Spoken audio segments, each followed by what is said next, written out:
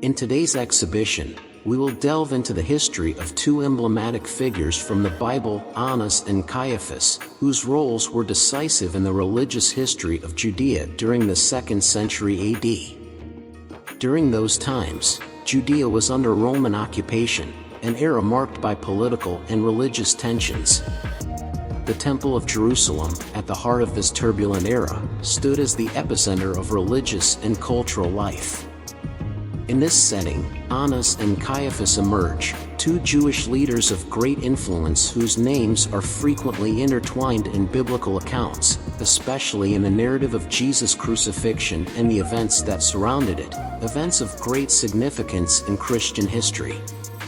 We begin our exploration recognizing that the Roman occupation imposed a system of governance that significantly limited the autonomy of local leaders. This situation created a complex and often tense relationship between Jewish religious leaders, who strove to maintain order in the Temple of Jerusalem, and the Roman authorities, whose main interest was to maintain political control and ensure peace.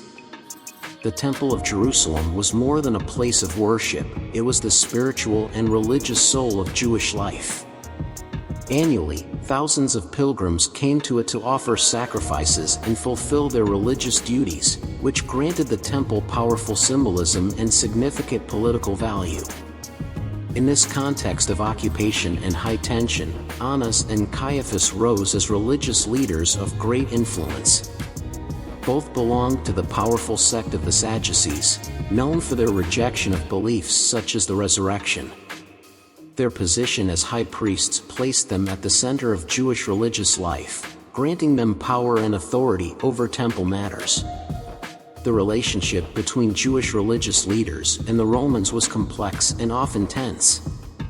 The Roman presence generated a constant fear of revolt and loss of privileges.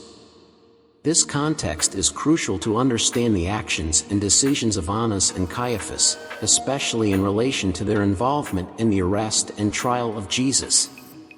Annas not only held the position of high priest once but on several occasions, which was unusual, and underscores his significance in the Jewish religious leadership of the time.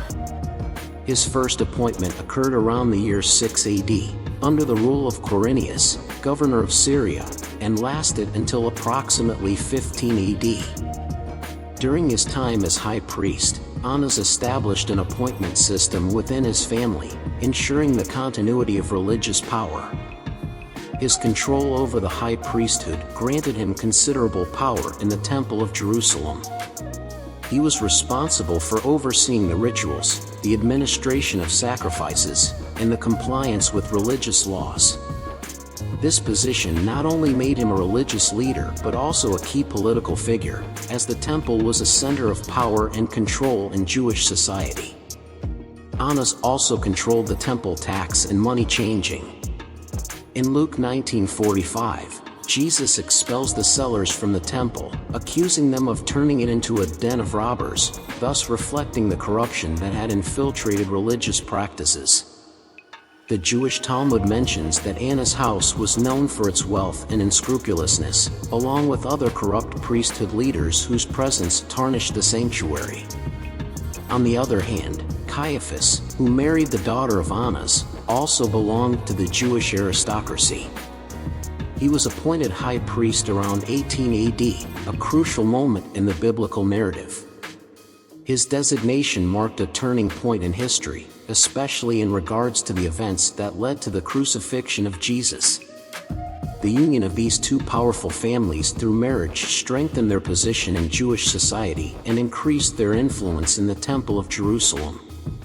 In summary, Annas and Caiaphas played fundamental roles in the religious history of Judea in the 2nd century AD. Their influence and decisions had a lasting impact, both in Jewish and Christian history.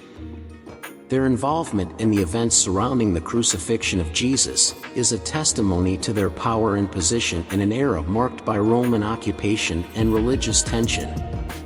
Annas, a prominent leader in the Temple of Jerusalem and in the Jewish community at large, played a crucial role in the religious and political history of his time.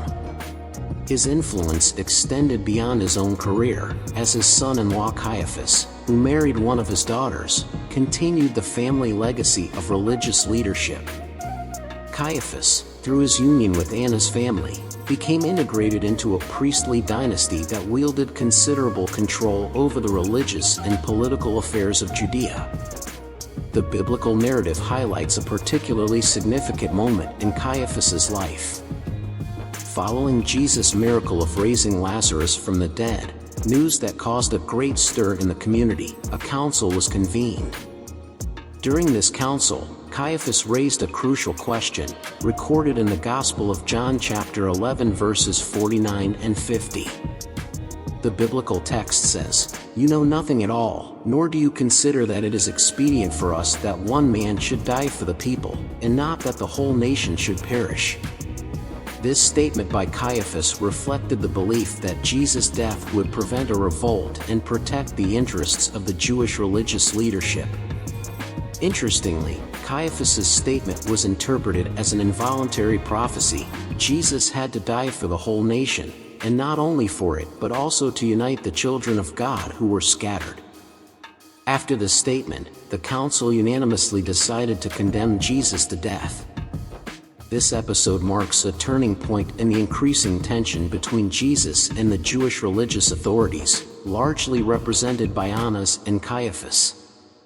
Jesus, with his teachings of religious reform, challenged some of the established practices, and this put him in direct conflict with these authorities.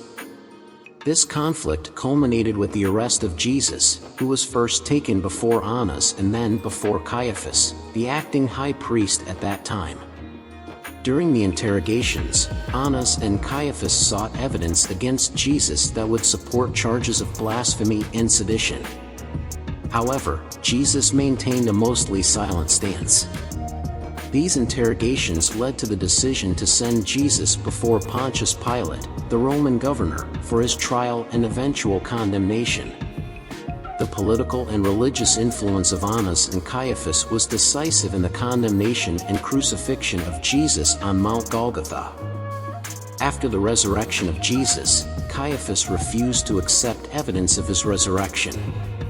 This denial led him to imprison and attempt to kill Peter and John, and later he participated in the death of Stephen.